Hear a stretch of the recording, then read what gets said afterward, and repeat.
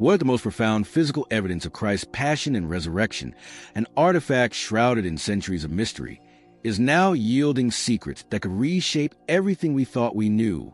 We speak of the Shroud of Turin, the linen cloth believed by millions to have wrapped the body of Jesus Christ after his crucifixion. For generations, it has been a subject of intense debate, wonder, and unwavering faith. Is it an authentic relic or an extraordinary medieval forgery? Imagine Mel Gibson, a man who dedicated years of his life to portraying Christ's suffering with unflinching realism in The Passion of Christ, now turning his investigative gaze towards this enigmatic cloth. What if new, astonishing evidence has surfaced, so compelling it has taken even the Vatican by surprise, forcing a reevaluation of long-held assumptions? This isn't just about historical artifacts. It's about a potential intersection of faith and science that could confirm the deepest beliefs of many. The quest for answers is not new. Back in 1978, a dedicated team of scientists, known as the Shroud of Turin Research Project STURP, launched an unprecedented investigation. Their mission: to uncover how the haunting image of a crucified man was imprinted on a linen. Was it paint, a scorch, or something far more mysterious, beyond our current scientific grasp? Among them was official photographer Barry Schwartz, who approached the project as a skeptic, an Orthodox Jew there simply to document the process.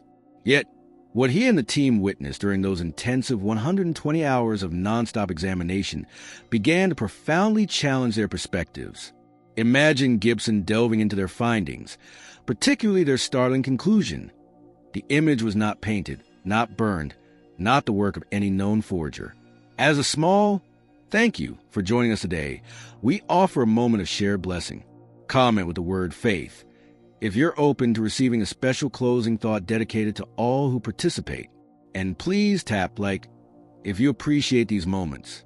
Italian researchers more recently proposed that the image appears to be the result of a powerful burst of radiant energy, a light unlike anything human hands have produced, capable of marking the very surface fibers of the cloth. The faint, detailed outline of a man, scourged and crucified, visible on both sides of the linen, possesses properties so scientifically baffling that modern labs, even with advanced lasers, have never been able to replicate it. This level of precision, especially when analyzed with ultraviolet light, was simply beyond the capabilities of any medieval artisan. Could Mel Gibson, a filmmaker obsessed with authenticity, see in these scientific puzzles a deeper, more compelling story demanding to be understood? Be sure to stay with us, as around Chapter 4, we'll explore the controversial 1988 carbon dating tests and how new discoveries are challenging those initial findings, potentially redating the shroud much closer to the time of Christ. What if the evidence is pointing towards an event science is only beginning to comprehend? As Mel Gibson might delve into the shroud's complex history, the dedication of certain individuals would undoubtedly stand out. Consider physicist John Jackson, whose fascination with the shroud began as a teenager when he first saw a photograph of it. That encounter sparked a lifelong quest, leading him to dedicate his career to investigating how that enigmatic image could have formed, conducting countless experiments to explore every scientific and even mysterious possibility. His work, now based at the Shroud of Turin Center in Colorado Springs, continues to probe what science alone may never fully explain. Then there's Barry Schwartz, who, as we mentioned, was the official documenting photographer for the intensive 1978 Shroud of Turin Research Project, STURP, in Italy. His photographic evidence remains crucial for researchers today. Imagine Gibson, meticulous about visual detail in his own films, appreciating the significance of Schwartz's role in preserving these vital images for ongoing study. The 1978 STURP investigation was a monumental undertaking. For 120 straight hours, a team of American scientists worked around the clock, subjecting the shroud to a battery of tests, all designed to understand its physical nature and the image's origin. The data they collected was so comprehensive and pivotal that the Vatican itself has affirmed that these 1978 findings remain the official scientific dataset for all future study of the shroud. While further testing isn't currently permitted unless it's for cloth preservation, the legacy of that initial, intensive research remains the bedrock of informed discussion. This reliance on decades-old data, while new questions emerge, would surely capture Gibson's attention as he seeks the fullest picture. One of the most contentious points in the Shroud's history is the 1988 carbon-14 dating test, which suggested the cloth originated in the 14th century, implying it was a medieval creation. For a time, this seemed to deal a heavy blow to claims of its authenticity as Christ's burial shroud. However, more recent findings have cast serious doubt on those conclusions. Many scientists now question whether the sample taken for the 1988 test might have inadvertently come from a portion of the cloth that had been expertly repaired or rewoven in the Middle Ages, perhaps after fire damage, thus skewing the results. This possibility reopens the debate significantly. Of course, for believers, as Gibson would surely understand, faith in Christ isn't contingent on physical proof. As Jesus himself said, "Blessed are those who have not seen and yet have believed." The shroud is a profound object of veneration, but salvation comes through faith, not artifacts. Yet, if the shroud is authentic, what theories attempt to explain the inexplicable image it bears, and how do they stand up to scrutiny? The Shroud of Turin, having undergone its most intensive scientific scrutiny in 1969, 1973, and most notably during the Stirp investigation in 1978, yielded thousands of photographs and a wealth of data. In our modern age, with personal computers and widespread internet access, these images and research findings have become more accessible than ever, fueling a proliferation of theories from scientists, scholars, skeptics, and even dedicated debunkers.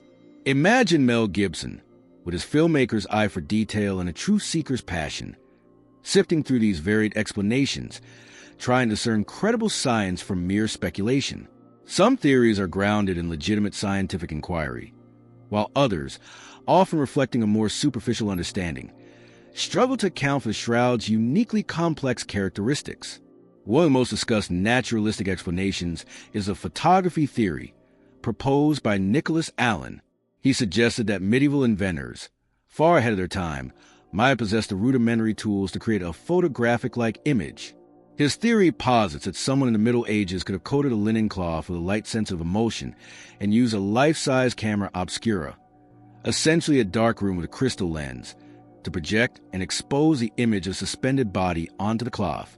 Allen even detailed a process involving separate, multi-day exposures under intense sunlight for the front and back of the body, and a third exposure of the face to avoid decomposition, perhaps in a colder climate. However, as Gibson, with his dedication to historical authenticity, might critically assess, Allen's theory faces significant challenges. Firstly, there is absolutely no historical record, not in art, photography, or medieval science, of such a complex photographic process ever being used or even conceptualized during that period. Despite references to early optics, the precise combination of chemistry and physics required for such a feat remains undemonstrated for the Middle Ages. Furthermore, if such a groundbreaking technique had been invented, why is the Shroud of Turin the only example of its kind? Why no other similar artworks, no celebrated inventor who would have essentially pioneered photography centuries early? This profound silence in the historical record is telling, beyond the lack of historical precedent. Do theories like Allen's truly account for all the baffling scientific details embedded in the shroud's image, especially concerning the mysterious bloodstains? As Mel Gibson could be envisioned meticulously sifting through the evidence surrounding the Shroud of Turin, theories like Nicholas Allen's medieval photography, while inventive, would likely encounter significant hurdles when faced with the sheer scientific complexity of the artifact. Allen's expanded theory, suggesting 3 separate photographic exposures, including a distinct one for the face to account for lens aberrations, only underscores the incredible difficulty. Replicating such an image with such precision, even with today's advanced digital tools, would require extraordinary skill and control over light and timing. To propose that this was achieved in the Middle Ages, without any supporting historical or technical record, stretches credulity. Furthermore, any forgery theory must grapple with the astonishing anatomical detail present on both the frontal and dorsal images of the shroud. While Allen attempts to downplay the definition of the dorsal image, he overlooks the clear, anatomically specific scourge marks visible on the back, shoulders, buttocks, and legs, marks consistent with Roman flagrum. His assertion that the stigmata, wound marks, reflect medieval artistic traditions is also strongly contested by numerous forensic pathologists and anatomists. Their studies conclude that the wounds, blood patterns, and body positioning are forensically consistent with actual, brutal physical trauma, not symbolic artistic representation. This distinction is crucial, suggesting a real body subjected to a real crucifixion. However, the most critical scientific detail that challenges forgery theories, especially photographic ones, is the undisputed fact that the bloodstains on the shroud formed before the image itself. Stirp and other expert analyses revealed there is no image pigment underneath the blood areas. This means real blood from a wounded body, soaked into the linen first, and then, somehow, the body image was formed around these existing stains. This sequence defies any known artistic or simple photographic process. If this enigmatic cloth indeed points to a reality that transcends our understanding, witnessing to an event of unimaginable power, share in the comments below. The persistent failure of conventional explanations leads researchers to consider more extraordinary possibilities, like the hypothesis that the image was formed by an intense, brief burst of ultraviolet radiation, a concept that aligns remarkably with the transformative event of the resurrection. This brings us back to the controversial 1988 carbon dating. If that test was flawed, as many now suspect due to potential sample contamination from medieval repairs, a new, meticulously conducted dating study could be a game changer, potentially resituating the shroud firmly in the 1st century. What if this linen is a silent witness to Christ's victory over death? As someone like Mel Gibson, with his deep interest in the Passion and Resurrection, continues to investigate the Shroud of Turin, the limitations of conventional explanations will become increasingly apparent. This leads to the work of dedicated researchers like Dr. John Jackson, whose theory about the image formation is among the most studied and debated. Imagine Gibson encountering this hypothesis, that the image on the shroud was caused by a sudden, intense burst of vacuum ultraviolet VUV radiation. This is a mere speculation. It's a concept supported by significant research attempting to explain the image's unique properties. This VUV radiation, if it occurred, would have been powerful enough to affect only the very topmost surface of the linen fibers, causing a subtle darkening or discoloration, creating the incredibly detailed, three-dimensional negative image of the front and back of a man's body that we see today.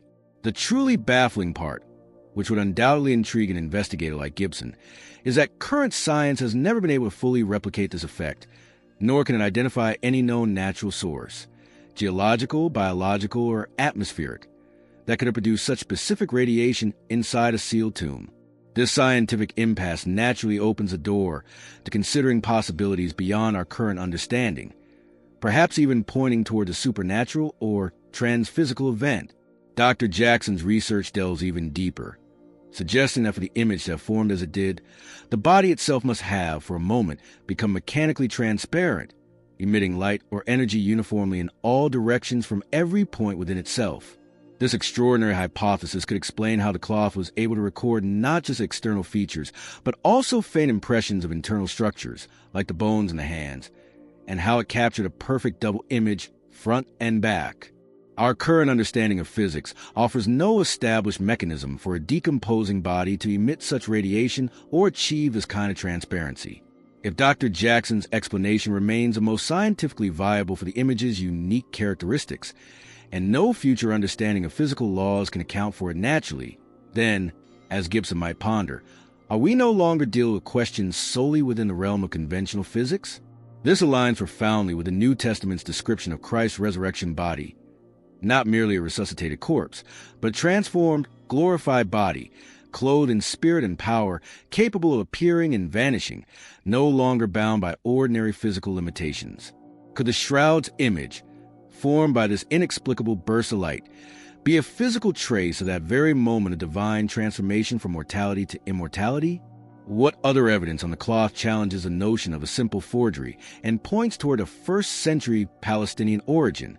As an investigator like Mel Gibson would meticulously piece together the puzzle of the Shroud of Turin, the arguments against it being a medieval forgery become increasingly compelling. The sheer weight of scientific detail challenges any simple dismissal. Firstly, extensive studies have consistently shown no trace of paint, dyes, or any artificial pigments used to create the primary image, aside from minor, later contamination from icons or religious art that touched the cloth during centuries of veneration. This lack of artistic medium is a fundamental problem for forgery theories.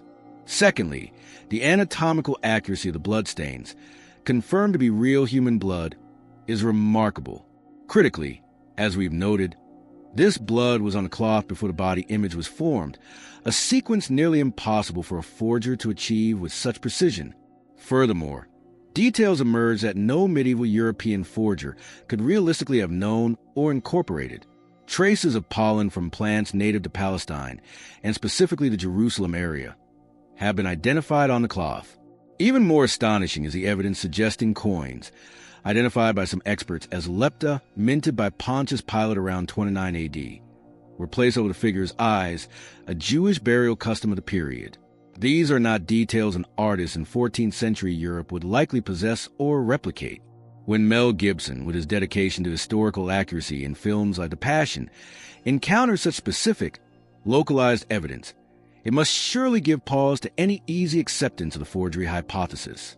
If this ongoing exploration of faith, science, and historical mystery speaks to your heart, supporting us with a like and subscribing to the channel allows us to continue sharing these compelling investigations together.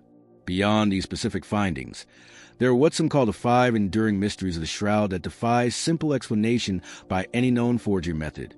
1.